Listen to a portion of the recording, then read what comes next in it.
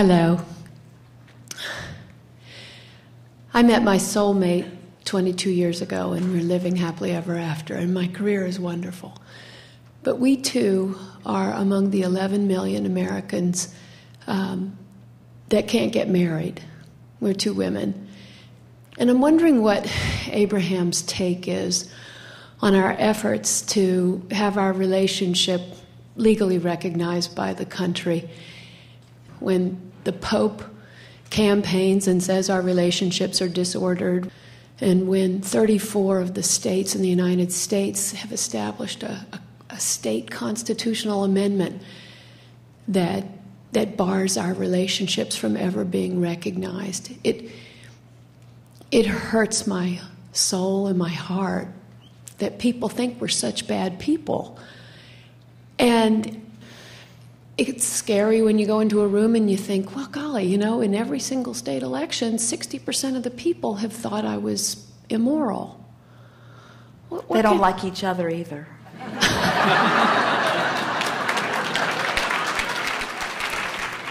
You see, what we want to say to you, because you ask us what we think, and our first words are, what anyone else thinks about what you're doing is irrelevant.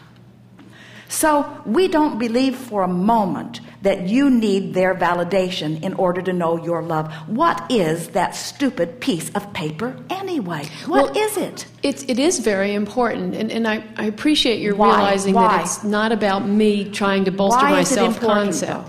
It's important because the laws in the country support the health and longevity of marriages. Social Security, wills, the government taxes couples when they die, and in a way, well, they don't tax married couples, they tax us. But wait, and that's children all shortage grow up. Consciousness. Wait a little bit here. So everyone's all worried about what the government will give them or about what the government will not give them as they pinch off their vortex of abundance and use the government and what it gives or doesn't give as their excuse to not allow the abundance to flow. Have you not heard us talking to you all day today about how as you live life, you've created your own vibrational escrow, and we promise you your government and Social Security are not the key to that? Yes. Do you know the abundance that flows to you? Have you seen the petty little pittance that they give you anyway? Yes, I do. It is ridiculous. It has nothing to do with the abundance that is you. Don't let their misunderstanding the value that is you. Don't let that be your excuse to pinch yourself off from the vast resources that have been amassed. But how do you create change in the world?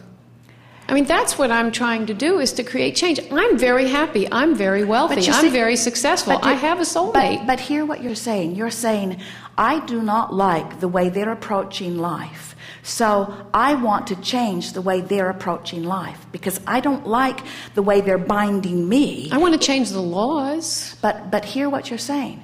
I don't like the laws, so I want to change them to something else. And then they'll say, and I don't like those laws, so I want to change them to something else. And you say, I want the gay marriage to be legal. And they say, we don't want gay marriage to be legal. So the law goes this way, and this way, and this way, and this way. And everybody uses the other guy as their excuse to not allow themselves to have the abundance that they would have if they would just get their nose out of everybody else's business.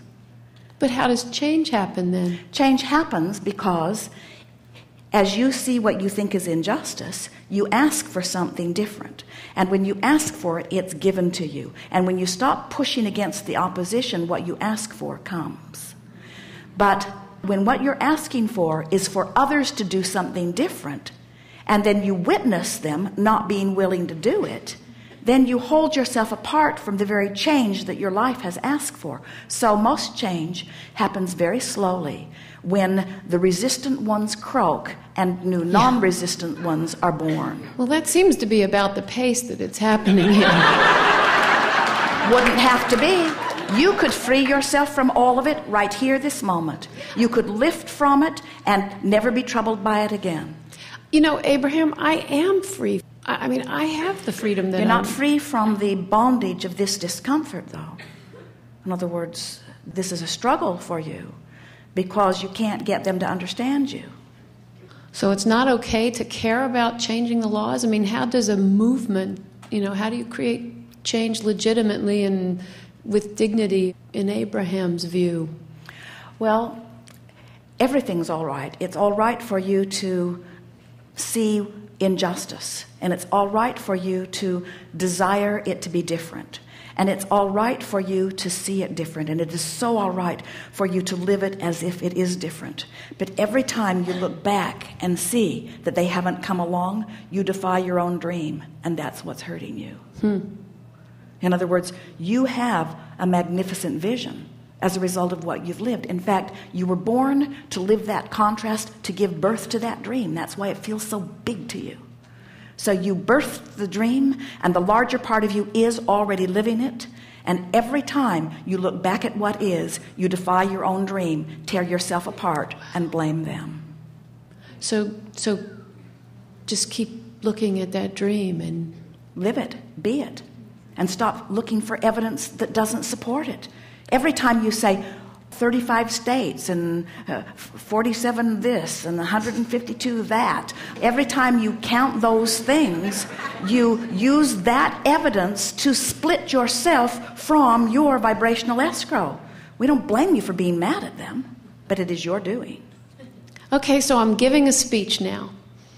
What am I going to say to people? So you say, I don't know about you, but I believe I was born this way. And they will say, we believe that too. And then you'll say, and I know, I can feel it with every fiber of my being, that I came in not just being this way, but intending to be this way. I hit the ground running, and here I am. And then I lived in this world that has so many wonderful things about it, and I began to see among the wonderful things, things that were not quite so wonderful.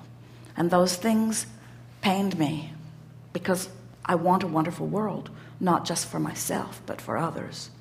Somehow I've never been able to separate myself from others. I care about life. I care about well-being. I care about upliftment. I want people to be joyful. I want to be joyful. So in the living of life, I gave birth. I could feel it happen to all kinds of new ideas. I have a dream about the way life can be upon this planet. I see a time where people can live among one another in a variety of personalities, in a variety of genders, in a variety of financial and sexual and every other kind of orientations. I see a world of such diversity that provides us strength and basis for mighty expansion. I see a world where in our differences we find our true strengths. I see a world where as we come together in our differences, not agreeing with one another, but understanding that our differences provide the basis from which we all create, and that in this creation there is enough for all of us. I understand that this is a world of unlimitedness. I no longer believe in shortage. I no longer see limitations and lack. I now understand that people don't have to think what I think in order for me to think it, or be what I be in order for me to be it.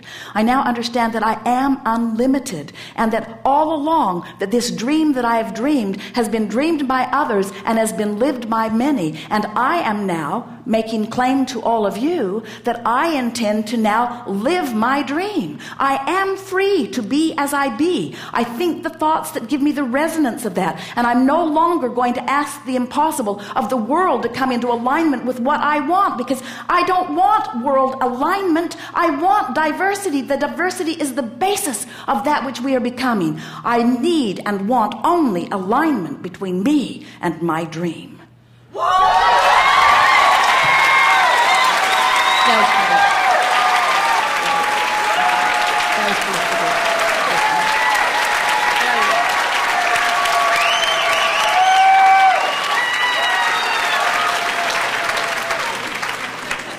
It feels good to see the world through the eyes of Source, doesn't it?